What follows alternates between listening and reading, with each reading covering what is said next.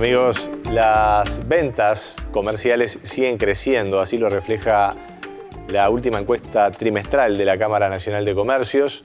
Estamos recibiendo con mucho gusto a la economista Ana Laura Fernández, asesora de la Cámara Nacional de Comercio y Servicios.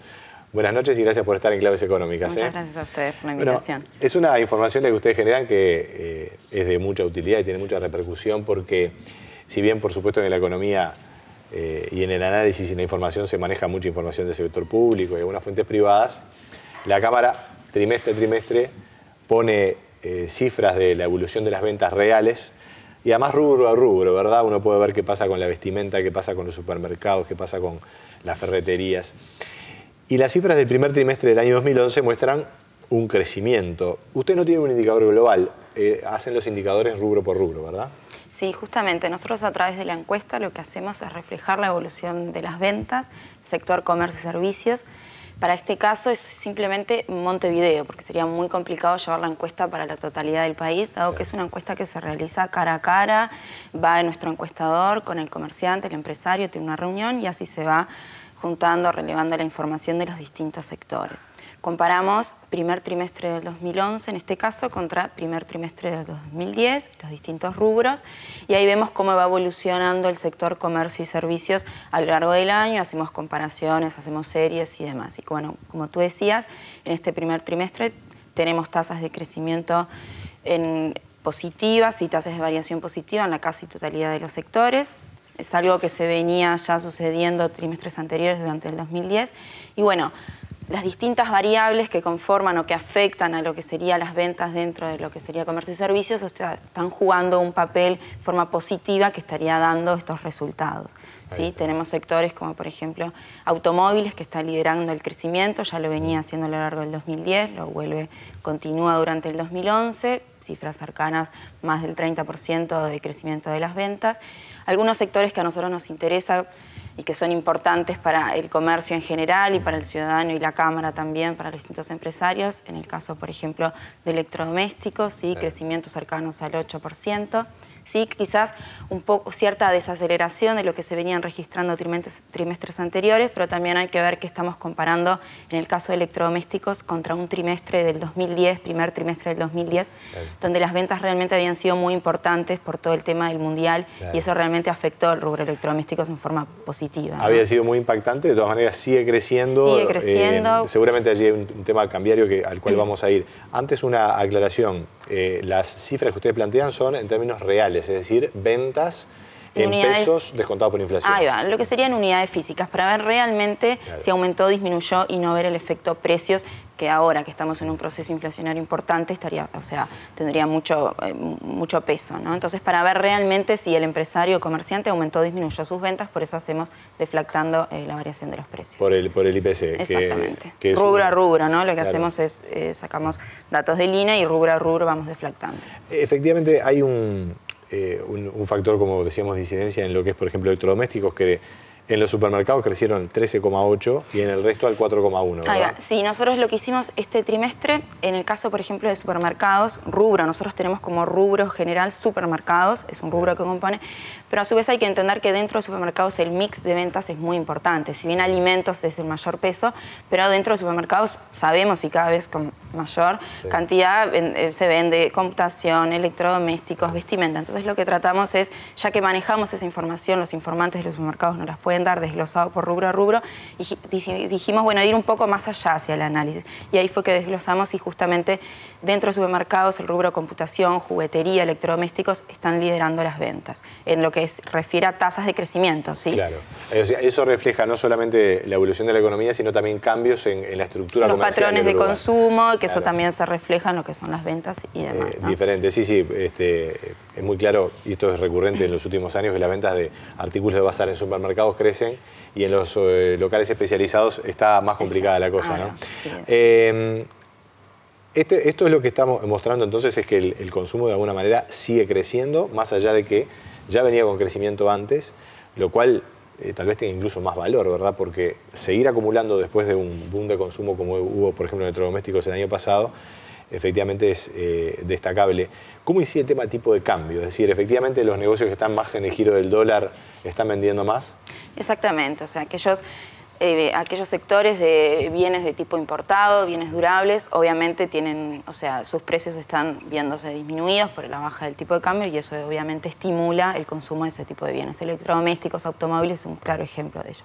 De todas formas, a nosotros nos gusta ver que, bueno, esto es una pata o una parte de la ecuación. ¿Sí? Nosotros hablamos de crecimiento de las ventas en términos reales, pero muchas veces cuando uno ve, tiene que ver las ventas, pero por otro lado, lo que le importa al comerciante o al empresario es lo que tiene que ver con rentabilidad. El margen. El margen, cuánto gana. ¿Qué elementos bueno, hay justamente en el costo? Un aspecto importante que me gustaría destacar es nosotros en cada encuesta incluimos lo que tiene que ver consultas que le hacemos al empresario para lo que...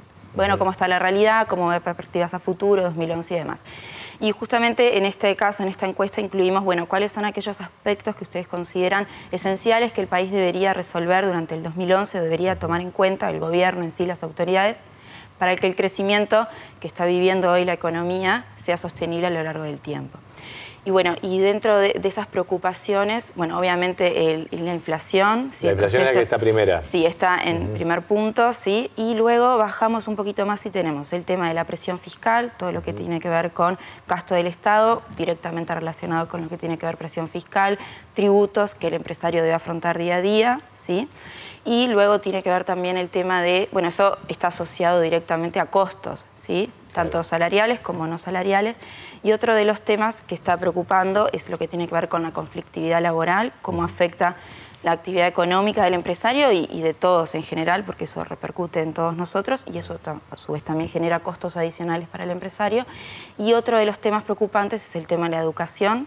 Sí, acá no hablamos solo en cantidad, bueno, tenemos una tasa de desempleo que está muy baja, pero también tenemos que ver un poco el tema de la calidad de la educación y los requerimientos que hoy está teniendo el sector como para poder obtener mano de obra o encontrar mano de obra calificada de acuerdo a las necesidades. Y eso también genera un costo adicional debido a esa mano de obra más costosa, ¿sí? Y a veces no solo un costo, sino también una dificultad a la hora de encontrarla que no lo encuentra en el mercado, entonces es bueno tratar de adaptar esa educación para los requerimientos de la actividad. Claro, o a veces un empresario o un comerciante no puede crecer porque no consigue la gente o bueno, tiene que operar con costos mayores. Más costosos y demás. Entonces, por eso a nosotros nos gusta ver el total de la ecuación, ¿sí? De un lado ventas y costos y en definitiva ahí vemos la rentabilidad. Ahora, me imagino, esto tal vez es una consulta más a nivel cualitativo de tu percepción, pero hoy por hoy los comerciantes están con buenos márgenes en general.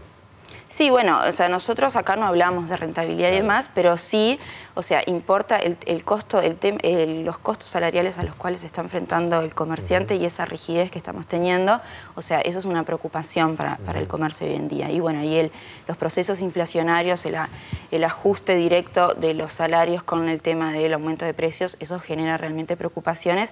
O sea, quizás momentos que no puedas afrontar esos costos, ¿no? Claro, y ahí la preocupación es realmente importante. El comerciante, sobre todo, bueno, que compra mercadería y la vende, da la sensación que básicamente hoy por hoy está pudiendo ajustar los costos de la inflación al producto final. Ahora, claro, me imagino que si eso empieza a acelerarse, le genera cierta preocupación, más allá de que vea que lo puede seguir haciendo. Sí, pero todo tiene un final, ¿no?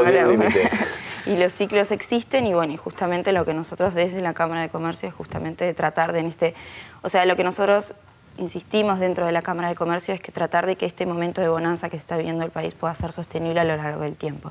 Entonces, bueno, ir hacia las medidas que traten de que esto sea sostenible y que nosotros, o sea, que podamos todos sí, repartir ese crecimiento y que sea sostenible y por eso hablamos de una política fiscal de tipo contractiva, más allá de una política monetaria, o sea, lo que tiene que ver con regulaciones, quizás no generar mayores regulaciones, presiones fiscales y bueno, eso es la línea, por eso es el objetivo, ¿no? De lograr que este crecimiento pueda ser sostenible. Una última pregunta, un elemento que surgió, no tengo claro si en esta última encuesta, pero sí claramente en otras anteriores, el tema del crédito. Los comerciantes se apoyan mucho en lo que es tarjeta de crédito, mecanismo de crédito en general. ¿Cómo viene eso en materia de, bueno, promoción de consumo por un lado, pero también en tema de costos?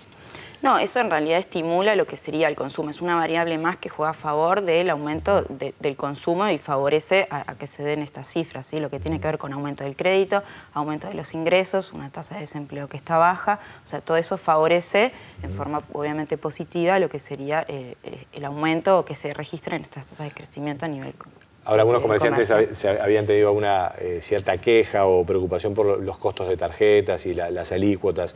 Esa discusión quedó... Sí, eso está en proceso y es una discusión de hace mucho tiempo profunda. Y que ahora también sigue en discusión, entonces mejor que entre privados ellos traten de solucionarlo. El tema. Pero me refiero, no emerge ahora como una preocupación. No, es algo que a lo largo del tiempo siempre ha habido ese enfrentamiento en cierta forma entre comerciantes y tarjetas de crédito, lo que tiene que ver con el arancel y demás. Y más, bueno, obviamente ahora el tema está más en tapete por todo lo que tiene que ver con cómo estimula el consumo y demás, ciertos sectores, aranceles o no. Ana Laura Fernández, muchas gracias por estar aquí en Claves Económicas. Bueno, muchas gracias a ustedes por la invitación.